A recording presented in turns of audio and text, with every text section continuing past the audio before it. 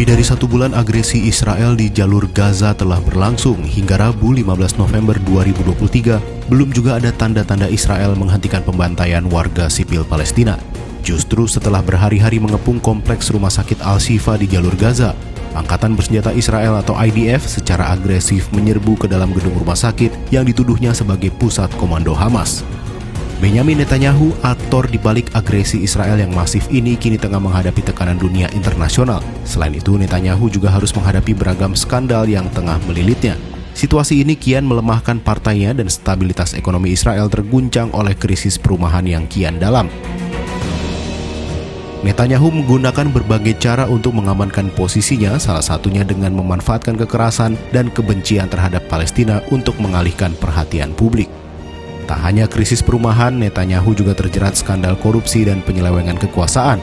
Selama beberapa tahun terakhir, isu ini menjadi api dalam sekam yang memantik kekhawatiran di masyarakat, khususnya bagi para generasi muda yang terancam menjadi gelandangan karena tak memiliki daya beli bahkan untuk sekadar menyewa hunian.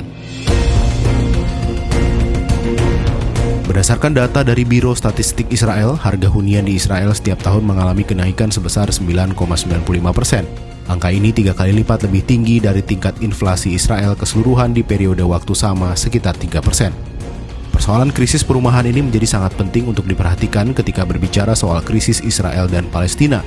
Untuk bisa mengatasi krisis perumahan, salah satu jalan yang bisa ditempuh adalah dengan melakukan ekspansi ke arah Gaza dan tepi barat.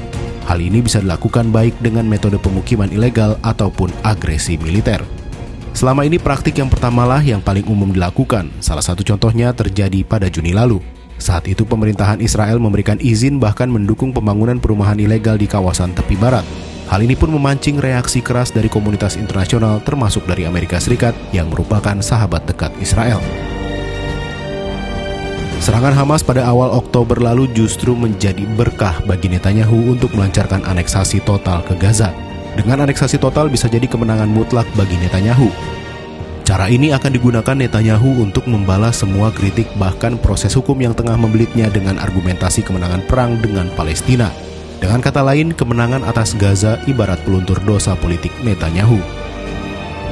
Tanpa adanya hukuman berat dan serius dari komunitas internasional, Gaza dan masyarakat Palestina sudah bisa dipastikan akan luluh lantak dalam waktu singkat.